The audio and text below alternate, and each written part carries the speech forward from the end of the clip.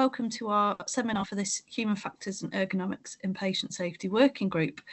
This working group is funded by the National Institute for Health and Care Research, and it has been established to support researchers working in the patient safety space and specifically working in the 6 patient safety research collaborations around the country that are collectively known as SafetyNet. We're looking to support them to use human factors and ergonomics in their research, whether it's that they're already doing it and want to be able to share that knowledge or wanting to learn more about how to use human factors and ergonomics in research. We've established this working group to help bring like-minded people together. And whilst we're primarily set up to support those researchers, we welcome anybody interested in human factors in patient safety. And so it's really lovely to see that we've got expanding membership, and we're seeing some practitioners join us and lots of different people wanting to be part of the conversation, which is really brilliant. Today, we're going to be hearing from Laura Pickup, who's a chartered human factors specialist working within a healthcare trust. We're going to hear from her about her experience of how she's found implementing human factors in her trust. This seminar came out of discussions that we had at our in-person event in July earlier this year. There were lots of conversations about how people were doing human factors in practice, trying to use different methods and apply the principles, but weren't necessarily talking about how they were using human factors up front. And we had this idea that people were doing human factors by stealth. And we thought that was something we wanted to explore more and help people think about how they can think about how they're using human factors and maybe talking about it in different ways to get different people on board initially. We're looking forward to hearing from Laura about her experience of implementing human factors in a healthcare trust. Over to you, Laura. Thank you very much. Well, thank you. I've got some slides and I will start sharing in a minute if that's okay. But I just wanted to give a little bit of background because I think when we talked about this, Brooke, and when I also met Brooke and Adam in Dublin at the HEPS conference, what kept coming out is like you say, how different people are doing human factors and how sometimes that can put you in a space as a professional who wants to do the best you can and represent your profession in the best way possible in a sort of position where do you just get on and do something? And do you find a way of bringing it in, or do you stick to your guns and go for sort of, I don't know, what we would be proud of and share with our professionals and even publish at a later date sort of thing. And it's not saying you can't do both. I think it's just saying there's a little bit of a tension between those things. So those are sort of some of the conversations.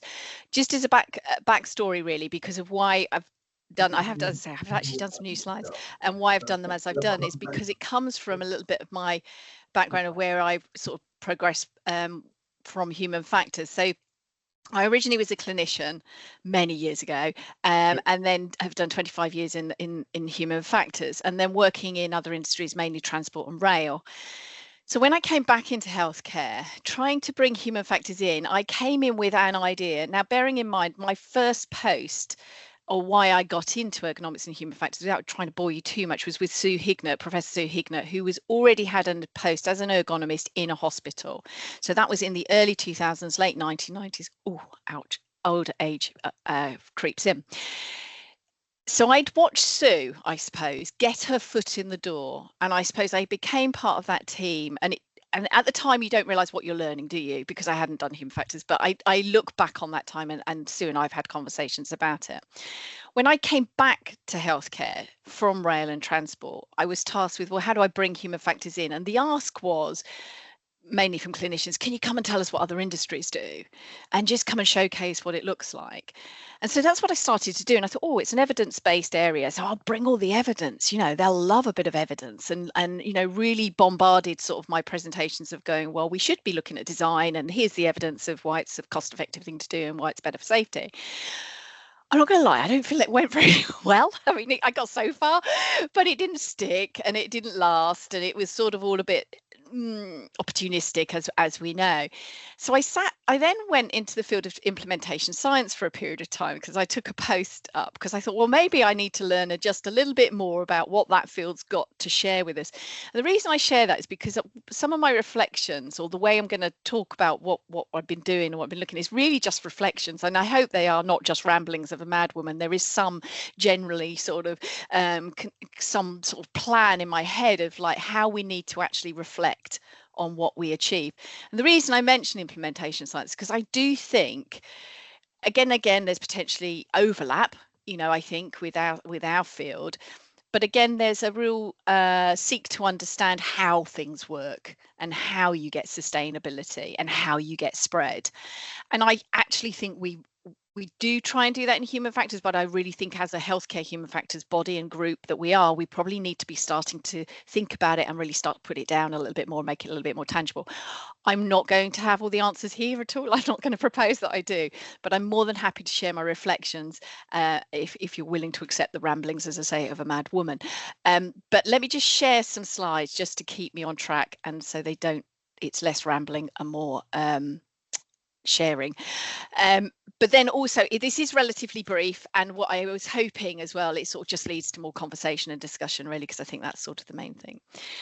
I haven't branded it because I'm not here to say, well, this is the way to do it and this is Bristol's way of doing it, but that's what down the line I think it would be lovely for us to be able to come together and say this is a way of doing human factors, and integration is that key term. When I was employed in the trust, I was fortunate enough to be brought in by a chief nurse, so sat at the exec level. And she has a good understanding of human factors, the one we would recognise, and was keen to have a post and have this built up. She unfortunately isn't in that post any longer, and that's the start of a journey for me as well, where I am at the moment.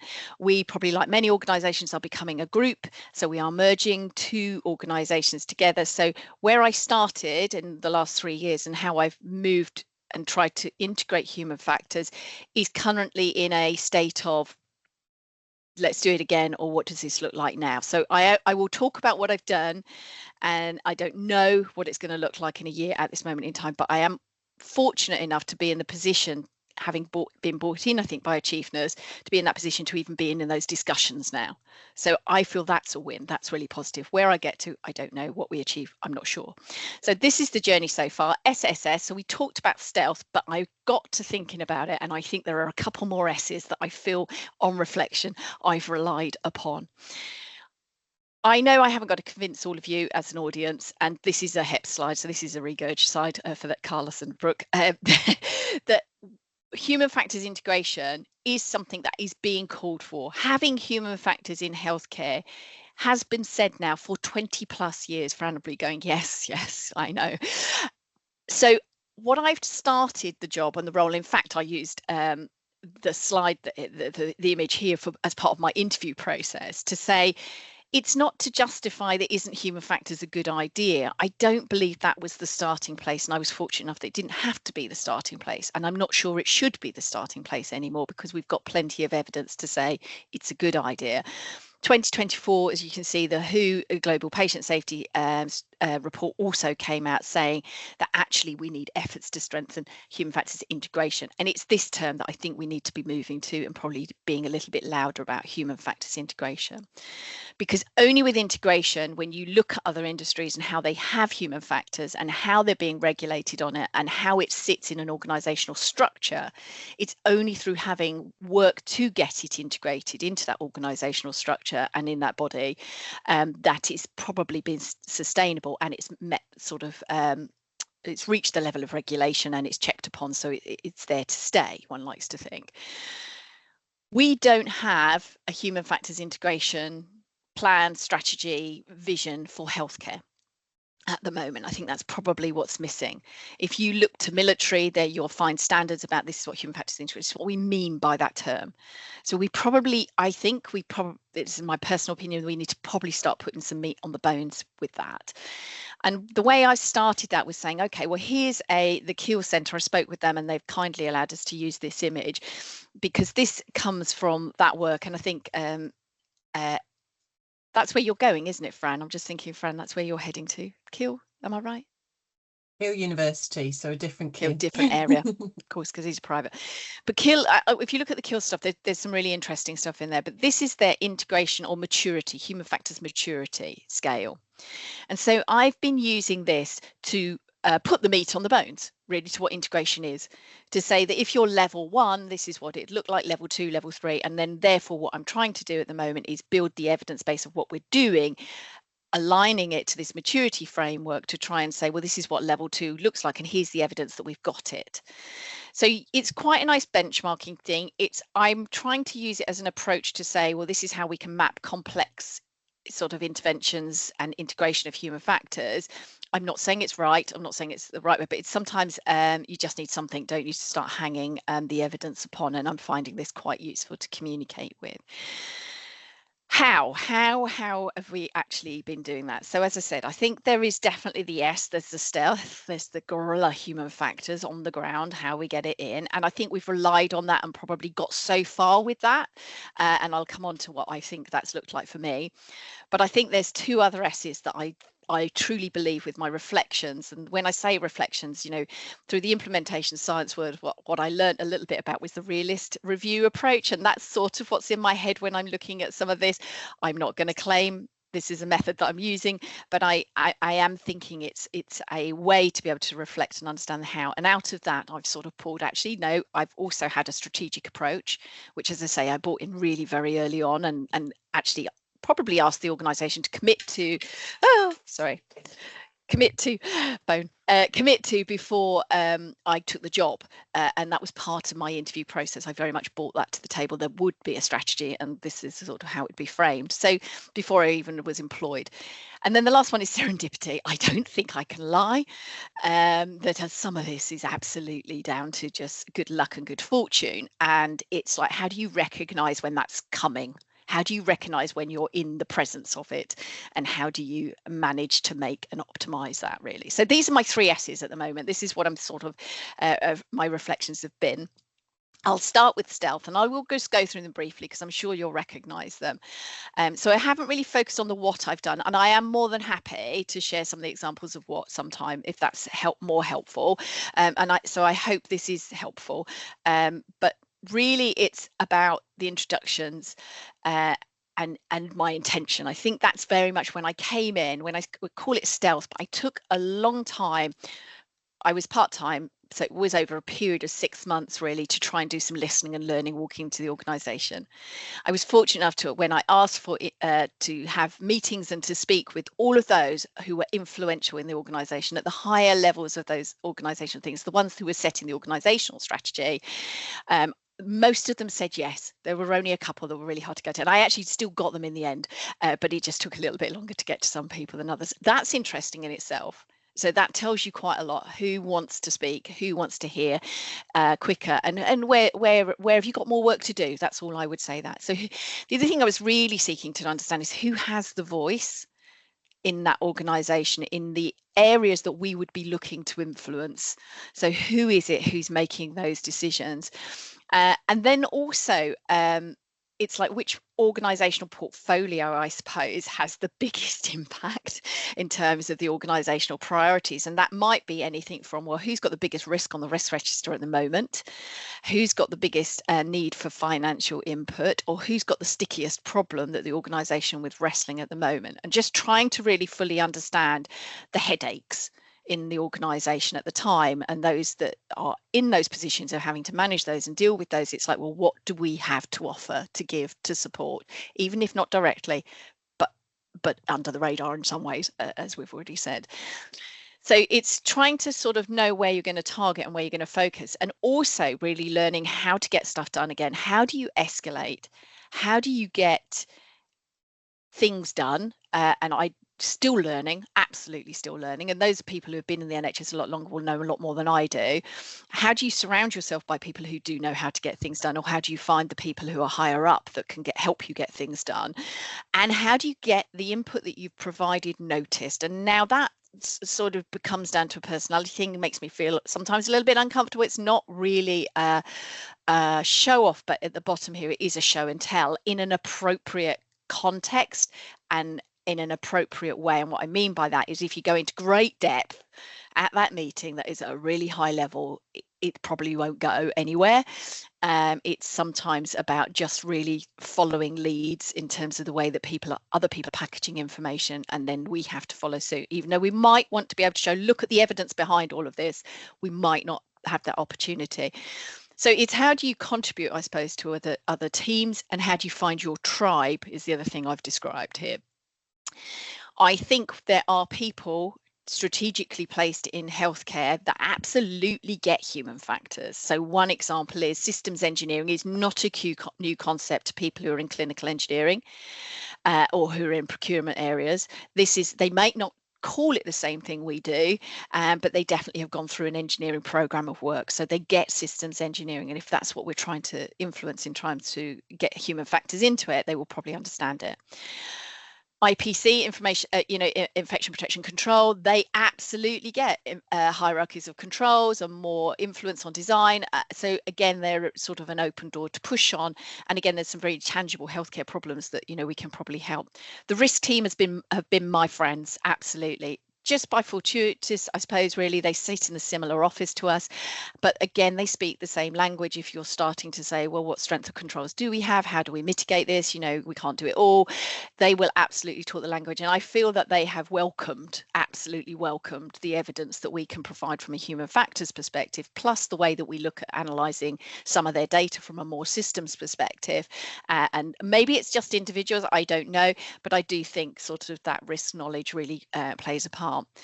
You may find health and safety might be your friend. I know, as I say, when I started with Sue, that's where we sat in occupational health and the health and safety side of things. And so maybe that was a stronger thing. Our organisation, the way it's organised, I'm not sure what everyone else's is like, but there's silos to stuff, isn't there? Why we don't just call it safety, I don't know, but patient safety sits there, staff safety sits there. That's a challenge for us, I think, as human factors professionals who are always really looking for both those things. But you're not going to change the world. We're not going to change those silos overnight, but you can, as an individual, cross those and find sort of individuals and bring your own sort of tribe together, if you like, those that's new. I will say there's some emerging new ones that I think, again, by stealth, just by chance, I was looking at using Copilot and trying to be positive in terms of the information governance perspective, and having gone through doing the digital toolkit that we have to do if you provide services to the NHS as a company. I have a consultancy. I was beginning to feel the pain that the NHS must be having, and the information governance teams, how they must be having that. So I sort of reached out to say, look, I want to use AI, I want to be safe, I want to be able to put some instant data through it. What does that look like? So we did all that. But by doing that, I actually ended up talking to someone in the digital team who's like, oh my goodness, I am terrified about this. Human factors is essential in this. And now I have a connection quite high up in the organisation. And he's really keen to see what we've done. So that's the stealth bit. Sometimes just talking to people and branching out, you never know where it's going to go. And I do believe that that's going to lead to further things. So I suppose, there's other ways of doing stealth by, and one stream of work in particular, where just subtly getting a few questions into the Pulse survey, quarterly survey, which was proposed by then one of my tribal colleagues in wellbeing. Well, you could put those questions in there. Can we? Are we allowed to do that? Well, we can. We just get a bit of sign off. So there were sort of relatively discreet questions that have actually now become a risk on the register, because we knew what they would lead to. But I think you get a no in one area. I just conscious about what's saying here, but you might get a no to, could I do a survey to look at staff fatigue, for example? No, might be the answer. Could we put a few questions in that pull out perhaps about fatigue or well-being or workplace settings or stuff in this survey, existing survey? Yes, of course. Very quickly, 2-3 questions give you a huge raft of data that actually really starts to get your opportunity really to put it on a risk register. So I think there's more than one way to do it, and I think strategic interrogation is the other thing I've put up here. I haven't got that on my slide. I've just realised that's what I've put in my notes. And what do I mean by that? What I mean by that is being at the table. First, you've got to be invited to the table. And I think that's why making those relationships higher up in the organization. Once you're invited to the table, you don't even have to educate or teach. I think you can just ask a question that makes everyone go, oh. So have we thought about the change in that process with regard to the impact further down the line in terms of the physical resource and space that's going to require? Have we thought about the simulating it from an emergency resilience perspective? Have we got in there a shift pattern that's going to accommodate people's well-being, as well as delivering on the efficiencies that we want to see? That absolutely is what we're discussing here today at the table. You might not always get the answer you want. It might not even go anywhere. But the point is, the question has been raised and it's out there, and it's, and then you raise it somewhere else. And I think that's the stealth element, really, which sounds really, I'm conscious with stealth potentially sounds a bit devious. And I hope that isn't what comes across. But it is about introducing concepts that actually currently aren't considered and aren't weighed up in decision making, perhaps in healthcare. And I think sometimes our role is just raising the question to see where you get, and you'll get buy-in, I usually find, from someone. But the other thing is things like, a digital system that's being brought in. Have we considered what impact this is going to have on the cognitive workload? How changing this task from a paper to digital system, what does that do? And again, sometimes that takes a bit of explaining, and that's why I find that you get the opportunity, if someone does actually ask you to explain it, you get the opportunity to explain what you actually mean, and it usually leads to more work. That's the only thing I would say. So sometimes that stealth, just you've got to be ready. You've got to be ready that it's going to lead to, because you can't then say no. You're going to have to find a way of accommodating. So then managing that capacity is tricky. Show and tell, loud and proud. It's not. I struggle with that one a bit naturally, but that's a personality thing, I think, more than anything. But I do think if you're going to show and tell, you've got to be able to pitch it at different levels. I mean, that probably sounds really obvious, but you can be loud and proud and keep it very brief, I think, at a high level. I think the other thing is I've had the opportunity to be invited to board. I've been invited to the non-exec board, and we do something called a staff story, and got asked to do that. And again, it was another opportunity just to sort of tell how other industries integrate this. And NEDs, I think the non-executive roles, let's not forget them. They are very influential, and they are made up of people that will possibly recognize what you're talking about because they come from other industries. And so far, yeah, I've had people who are in the aviation industry, who've perhaps been in the energy sector, and they absolutely get what you're saying. So again, that's sort of stealth, but again, it's just having those opportunities, isn't it? But then again, as I say, there are ways that you do things, and you just have to justify afterwards and explain afterwards how that was human factors. You might actually literally have to point out the obvious. Yes, I know it's not just about me. That's not just me coming to the table. It's the fact that actually this is our profession, this is our science, this is what this brings to the area. And the last statement is, I've sort of done a catchphrase for each of these, is perfection is the enemy of the good. I think that's right. I think stealth, if you're going to go by stealth, and these aren't my words, these are catchphrases from others, obviously, you've got to be prepared to compromise as a practitioner. And that's not always easy for everyone to do. And I think it's not always easy to do professionally, because we, of course, want to see our profession represented to the highest level. So anything you see of my work, don't judge me too harshly. That's all I'm going to say. Okay. Strategy. So as I said, trying to bring to the table from the very start that you are going to have a strategy to integrate human factors. It's not just going to be by stealth and opportunistic. That's not going to work for your organization. They're not going to get the bang for their buck, and they're not going to get the most for their money if they're employing you as that professional. And that's probably the biggest thing I need to say when you come into the organizations about saying, really. But learning from other industries, again, is, like I said, when I first came back, that's what I was asked to do. And then I feel like it backfired a little bit, because everyone got a little bit fed up of hearing about other industries. But then equally, I do still use it to try and articulate what I mean. So you might say, I think we need an integration strategy, and here's one that another industry does, and this is what it looks like. That can give you more buy-in. So I don't think it's just about saying, look at all these other industries, aren't they better than us, and look what they do. I think it's about using those other industries to try and message really what you're trying. Well, maybe it's just me, but what I'm trying to articulate sometimes just needs a little bit more, I think, to actually make it tangible and practical about what it actually looks like. For me, as I say, I think an HFI strategy is essential. It's trying to get the organisation to own it. It took 6 months really to build it. And the first one I put out, I did just for 3 years. We're just coming into the 3rd year now.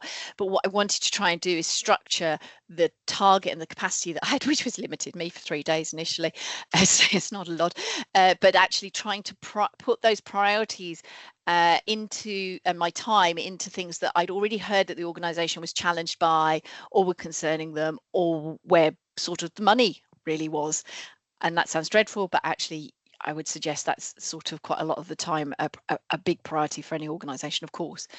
So if you can do that, and what that also does is when you start to deliver on something that I think helps someone else get their message across, or help someone else escalate perhaps the need for more resources to look at the problem, then I think what you become is an enabler.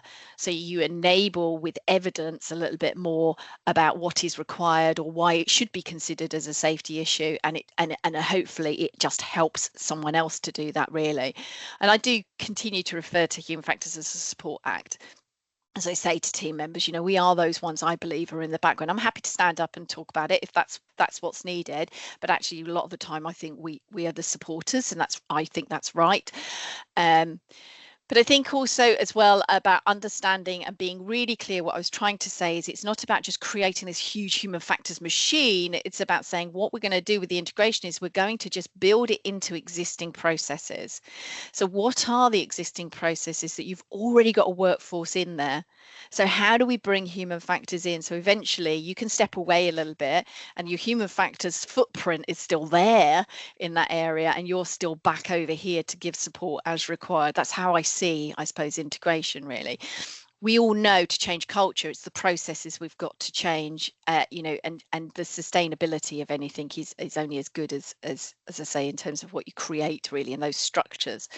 So for me, the breadth of the system is important, and understanding what that looks like, and the early stealth work definitely, or the early stealth activities, helped support really the identification really of the priorities, and therefore it's potentially, I would argue, a little bit easier to demonstrate impact because you're seen as part of maybe a team, but who are solving one of the trust's higher priorities. Does that make sense? I think it gets attention, but it also gives you the opportunity to educate. I think it was essential in the strategy that I had some very senior people supporting me. As I say, I had the chief nurse, I had and still have a very experienced associate director of patient safety who knows the organisation very well, and I think it's enabled me to develop that network of champions. Now that sounds really informal, and that's one way of doing it, absolutely.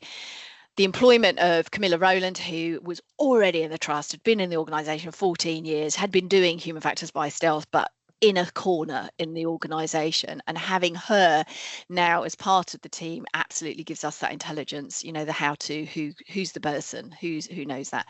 So I think it's that complement. If you're going to build a human factors faculty or a team, it's complementing it with, yes, expertise, absolutely. She's got a master's in human factors. I wouldn't want someone who didn't have, do you know what I mean, that sound knowledge base, but she brings more than that. You know, she brings the organisational intelligence. So it's so important, really. So those champions at all levels of the organisation are absolutely critical, and setting clear objectives of what you're trying to do, really. And I think also knowing where human factors becomes misunderstood. I'm not going to lie, there are pockets still, and very senior people who, you know, I'm speaking to when that's not my view of human factors, which I understand. And that's what I said to them. I absolutely understand it's not your view of human factors, but we need to work on that. You know, it's about, you know, really being tolerant that maybe we haven't communicated, or healthcare has seen just one aspect of it, really. So I think, yeah, strategy for me is important, getting it on the organisational radar, even if they don't want you to report on it, report on it. That's what I've been doing. And now I'm in theory on the register to do an annual report on it. I mean, you set yourself up for more work, but I think, you know, we have to do that really. So the strategy I have is about breadth and it's about depth in certain areas. It's definitely about building capacity. And so that more formal development of a network is in the form of our human factors champion.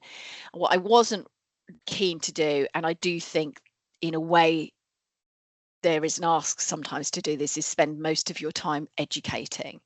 And we know that that has a role, but I didn't want all of our workload time to be taken up with that. So we tried to do a structured approach to that. We now have an accredited human factors introductory course that we run over a 12-week period of time, but we stress that this is about taking divisional people who want to build up their human factors expertise so that we've got a spread of a network of human factors champions that we know have had a 12-week episodes of human factors, 1 hour, 1.25 hours now a week, that we judge at the end with a case study, and it's accredited, as I say. So we try to build it that way rather than just say sort of no. So my strategy, it is about hearts and minds. It is about strategy in terms of being strategic where you want to place it, but you are trying to win hearts and minds. And then finally, yeah, let's not forget serendipity. I cannot pretend for one moment that everything that has happened and has gone well and has gone good was planned. And I think really looking at how some people have managed sort of small changes, and it's usually good people. There are, you know, I've been so fortuitous really to have and work with some really, really good people in certainly in the patient safety team, but wider than that, people that are just desperate to hear more. And I think we've been very, very lucky in that. And that led to a few things that we realized that actually writing policies and procedures was causing a challenge. And we were like, oh, well, there's an opportunity to embed human factors in it. A day course on writing procedures informed by human factors, and every time it's full. So you realize there's a gap in the organization in terms of, and I would imagine we'd find this across all of healthcare. I ask the first question I ask every time, who's had any education on writing procedures? No one ever has.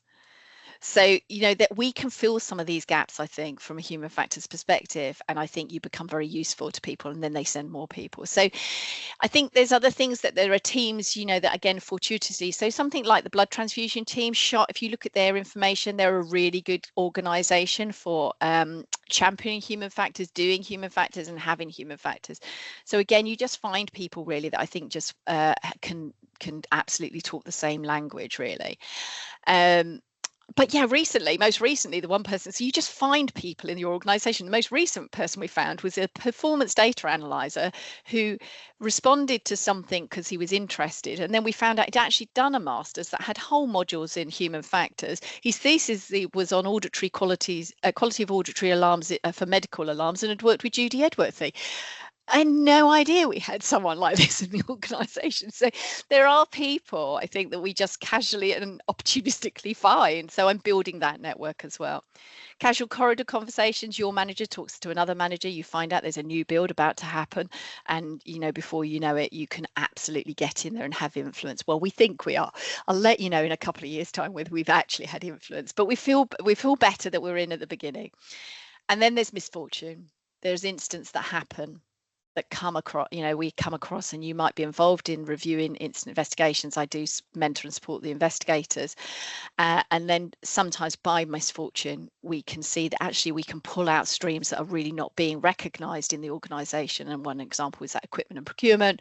This snowballed, and we were already looking at that area, so triangulation of these things just came together and gave us the momentum that the organisation has now prioritised it.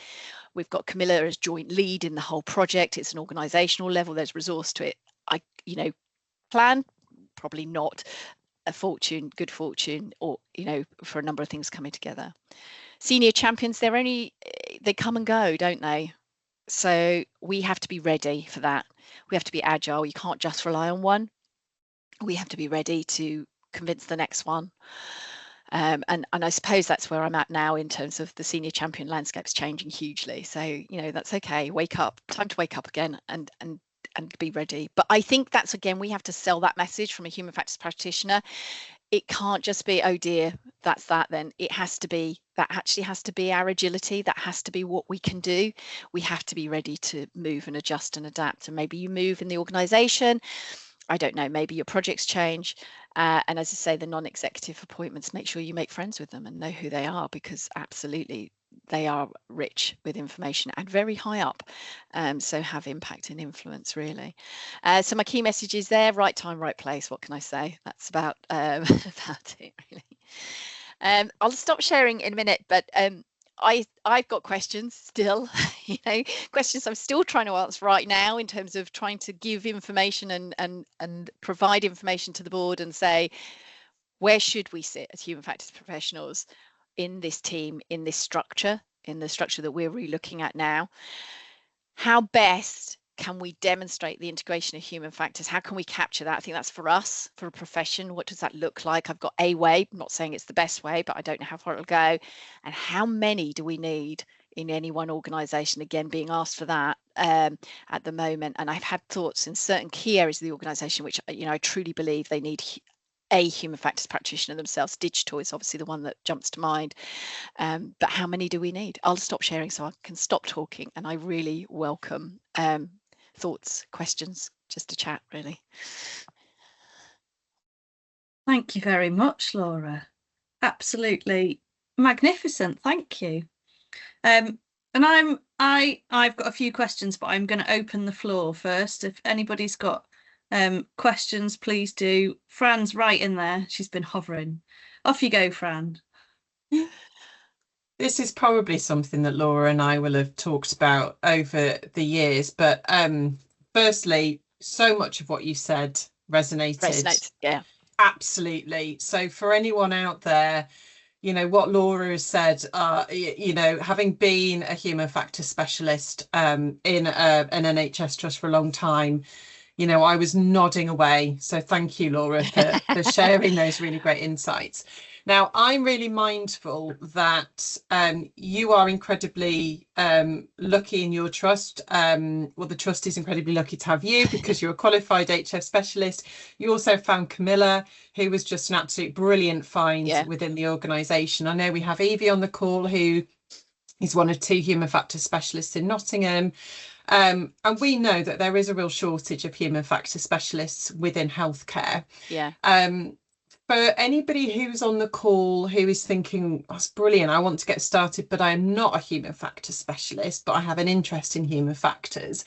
I just wondered if you could share your thoughts and advice about how those sort of enthusiastic people who really want to grow human factors, but perhaps don't have that sort of academic qualification or those experiences working in human factors, what steps can they make? Can they go along the same sorts of lines? Should they do something different? And what sort of impact do you think that they could and should be making?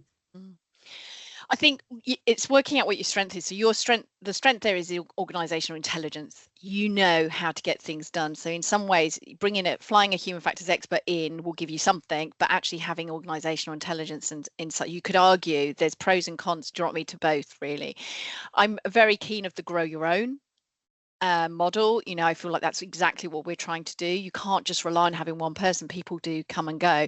So I think if you are in that position, then it's not grow your own, but you are growing yourself. And I think maybe it is about recognizing an organization. I truly believe there are so many roles that are funded in an organizational structure. So it's not necessarily always about finding new money. I wonder whether it's about reconfiguring some of the money and giving the opportunity to certain individuals to build themselves up in that team. I think working towards technical membership would be probably the minimum that I would suggest in that situation, because I think someone's got to do it in the organisation. Maybe that's you, maybe that's someone else, I don't know. But I do think having someone at least working towards a technical membership would allow you to reach out and find a mentor. It might not be in your organization, but like I said, I'm still finding people. So there will be people in organizations who have done even a module of human factors who will talk the same language. And I think mentoring is tricky though, isn't it, Fran? Because I know a few of us, I know it's like, well, I feel like I'm probably at capacity in terms of who I can mentor, and I feel like I'm mentoring in my organization, but that's what you're getting. We're going to end up with 4 or 5 technical members, 2 chartered members in a relatively short period of time, I think. does the organisation recognise that? Not yet, you know, the value of that, but then could you plant these people in different teams? I think that's the power. So it is having a model of growing your own. How do you continue to grow and not just rely on one person? So yeah, for me, it's tech membership. I don't know what you think though. I mean, would you do it differently? I do agree that it's really great to have that. So working towards technical membership for those people that are really interested, I think is a great way to just get that sort of credibility. Yeah. You know, there are lots of people who've got little bits or lots of knowledge in human factors, but it's such a broad science. Yeah. That it's impossible to be an expert in everything. Yeah. And you know, when someone says they've done a bit of human factors, have they done a day, have they done a module, have they done an MSc? I do think one of the other benefits of working towards technical membership is that you get that mentoring, but then you also become part of the broader human factors community. Yeah, yeah. And one of the things I really liked that you really brought out, you know, you've been in another industry and you've brought that with you, and whilst you don't always want to say, well, in rail we did this, or say that rail did it better, you know, I have experience in automotive and nuclear before I came to healthcare. And, you know, there were some bits that maybe they did better, some bits that maybe they didn't. But I would always strongly recommend anybody who is, you know, grown from within in healthcare is to go and look at other industries, to go and speak to other people. And I think by, you know, perhaps being a member of the Chartered Institute, working towards technical membership, you're exposed to that much broader knowledge, which I think is really important for healthcare. And the area that I think that I've already mentioned, but what you're describing there would be amazing. You could have several people working to technical membership, but like you say, maybe they're not going to become the broad GP of human factors and have that breadth. That doesn't stop you developing your expertise. So I'm thinking of digital again. Grow your own, someone who's interested, perhaps some course, perhaps some mentoring, go for tech membership, but with a digital focus even. So maybe you don't want to become a human factors professional, that's fine. But at least then your team has got a resource, you know, that has got a credible human factors sort of background. And then maybe you do it in improvement. And then maybe you do it in, I don't know, a divisional level sort of thing. So you don't have to be overwhelmed, I think, like you say, of going, oh, God, do I need a master's before I do any of this? No, it's about understanding what's most useful, I think, for the organisation. So, yeah, no, I think we need to think about that more. Yeah. Thank you. Thanks.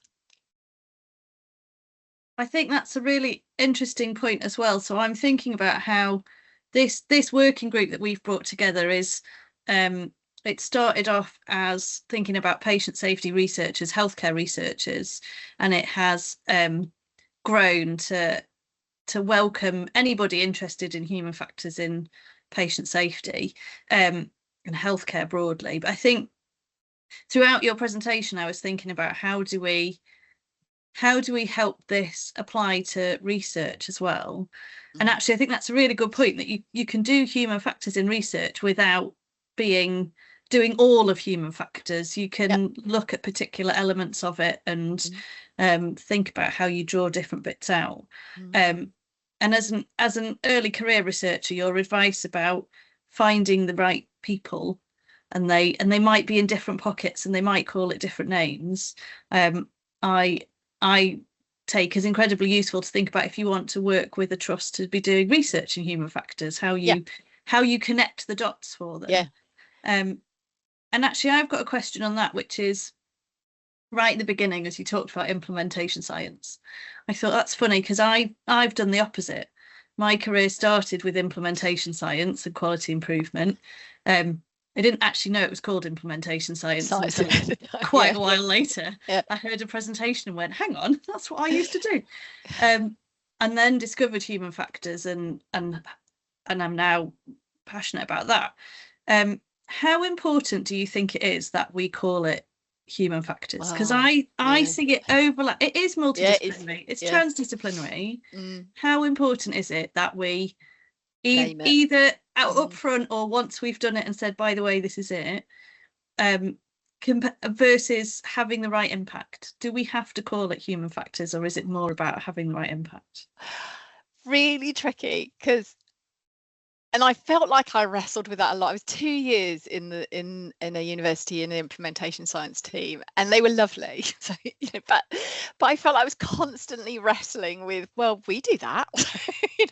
Well, we take the system, the damn Schroeder model. Do you know what I mean? It's like, well, actually, you look at it from a SEEPS perspective, you could probably, come up with that. So I think you're right. I think there was a challenge because I sat in a place with a title, with a name and representing the group. I then used everything I still had and called the implementation science, which was probably wrong, and I probably got it all wrong, if I'm honest. Does it matter? I think so. I'm long enough in the tooth to know when we were not a chartered profession, and why, and the people who were involved in, so John Wilson, obviously I worked for at the time, were keen to make it a chartered profession. It's a chartered profession because it's unique. That's what it had to meet the royal approval of. It has to be unique set of, do you know what I mean, skills or set of science that is pulled together. So I suppose I still defend and would protect that because I think that's right. I think we got that chartered status because of that reason, and I think that's right. Is there overlaps? Yes. Do I think we should learn and come together? Yes, I do completely agree. I think the knowledge brokering stuff, I think actually the understanding how and why we do things, we don't spend our time too much looking at. So I do think it is a separate field, if I'm honest. So I suppose what I would like it to see, as I would with improvement science, if we're calling it improvement science, is how you get this blended approach. I'm fortunate that I'm now working with people who are in the improvement team who are really keen to talk about that. And, they're coming on our course, and then we're working on projects, and then we're trying to go, well, how do we not wrestle anymore? How does it become this is a blended approach, really? So I think probably keeping it in terms of the title, but calling it a blended or some combined of science and knowledge is probably my preference. But you put me on the spot there, Brooke, so I might have to think about that one. But others, what do others see? It is. I put you on the spot, but it's something I said to a few people when I was doing my masters and I was working in a quality improvement role, but doing a masters in human factors. I had frequent meetings with my line manager going, I'm having a real crisis of I don't know what my identity is, and I was trying to work it out. So yeah. But sorry, Fran, I think Fran's new role, I don't know what you're going to look at and what, but I think in a way, I mean, that's the world, it's knowledge brokering, I think it's called, that really traditionally sits in implementation science. But again, I think these are concepts that we should be using the evidence base that has been built by implementation science to inform our profession. We use psychology, we use engineering, why not use anything else? Sorry, Fran, you go. No, I was just going to come in there. So I'm a knowledge mobilisation fellow at Keele University now, and I mean, I don't quite know what I'm going to be doing yet because I'm only a week and a half in. But that's all about taking academic research and trying to, translate that into workable things that can be implemented, useful things that can be implemented in the messy realities of healthcare. And it's one of those roles where nowhere in the job description did it say ergonomics and human factors, yet when you look through it, anyone who is a human factors specialist will be able to see all of the opportunities where we can use human factors. We might do it in a slightly different way to somebody else coming in and doing that role, and that's okay. That's what makes it brilliant. And that's where I think I can learn lots from all of the other knowledge implementation fellows. And hopefully I can teach them a little bit about human factors, and they can teach me about what their main speciality is. And I just seen Yogini come in, and I think Yogini, I think I've seen your paper because it does interest me, and I think I'm not up for wrestling or anything like that with any discipline. Do you know what I mean? I think there's enough going on, but I think you're right. I think there's 3 of us here in a very small group, and obviously Yogini as well, by the looks of things, that have looked at or been involved in or done work in the field of implementation science. That's enough in a way to say, yes, we absolutely should be looking at. And I know Janet Anderson brought it up as well when we were at the HEPS conference. So I think there's definitely an area to look at what we should be doing with that. But yeah, good chat. Thanks, Eugenie, for that paper. Marvellous. Has anybody else got any questions for Laura or for the group as a general discussion? Has anyone got any answers to my questions? Those three, come on. They weren't difficult questions, were they? How many should we have? Where should they sit in an organisation? It's like, oh, I don't know. Go on, Fran. Well, Fran's going to answer all your questions. Yeah, I know. I'm ready. I've got my pen. I wish I did have ready. all the answers. And people ask me those questions, particularly where should they sit? And I've wrestled with this question like you have for a long time, Laura. And I remember, nearly 6 years ago, going to America to the Human Factors and Ergonomics Society Healthcare Symposium in Chicago, and there was a question there to the audience. The human factor specialists in this room, we all had to sort of line up and have the microphone and say what our job title was and which department in our hospital we worked in. And I was really hoping, maybe in America they've nailed it, they've got that sorted. And actually, no, just like in the UK, there were ergonomists, there were ergonomics engineers, human factors specialists, all sorts of titles sitting in all sorts of different places. And I know that I myself have sat in many different departments, and I think sometimes that is reflective or indicative of what your role is. So for a while I sat in occupational health, and that was great in a sense because I was doing very much physical ergonomics, and that was my remit.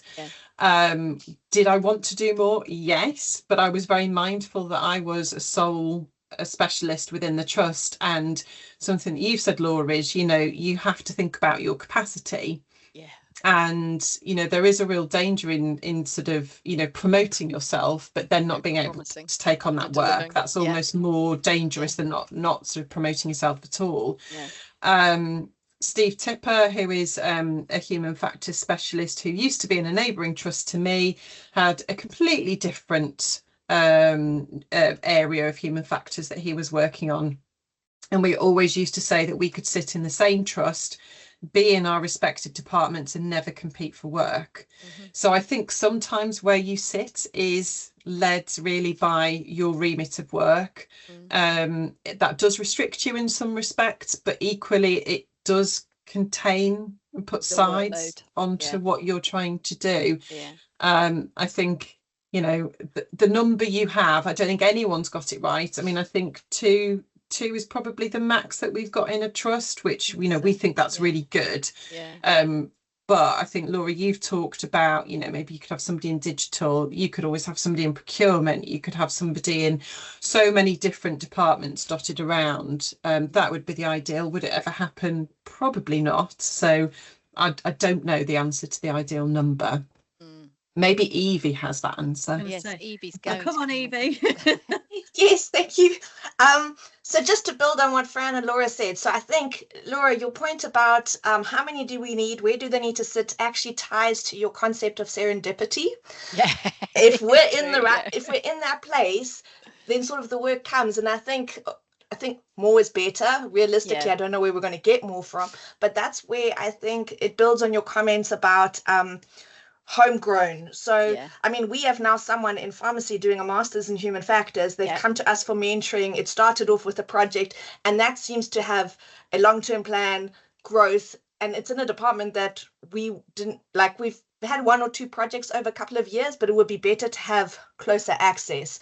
So sort of how can we grow in the different silos without overextending ourselves? So I think growing your own is the way, probably is the way to go. It gives, but also it gives career opportunities to people in an organization, and it gives you don't have to build up that organizational knowledge as well. Do you know what I mean? I think I mean there's pros and cons of both, and I can say that because I suppose I'm a newbie coming in rather than but the ones that I look at, they know the organization, and if we can teach them the knowledge, then growing our own, to me, I mean, with Camilla, it was fortuitous really, because just, wow, you know how it works, money and stuff like that.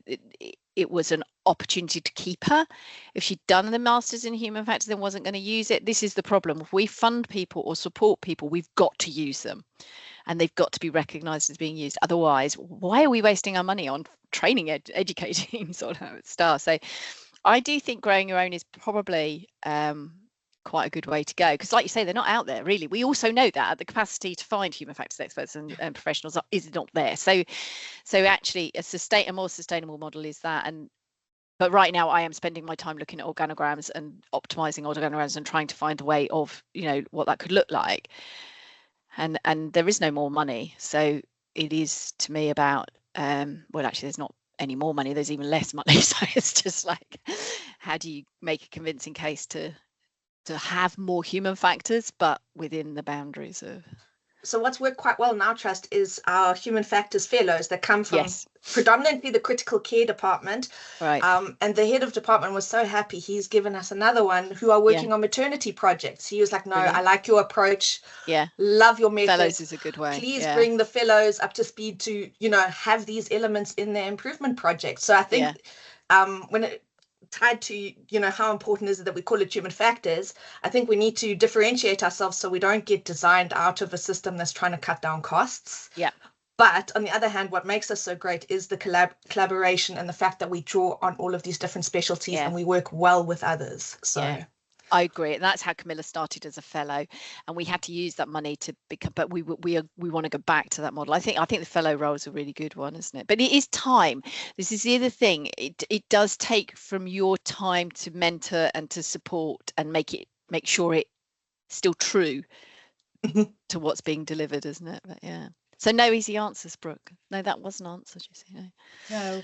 Well, and actually, that is part of our remit with this group, is to uncover these questions so that we can think about what research we can be doing to answer some of them. And I know, again, coming out of our in-person event in July, the question of evaluation and how do we demonstrate impact was one that Adam and I have discussed about how we can use this group collectively to set up some research to understand that. I'd welcome that. So, and that was one of the things I was going to say. I haven't gone into my structure and what I'm trying to do. And I know that Julia and Evie are doing something as well. I would absolutely welcome some research in that area.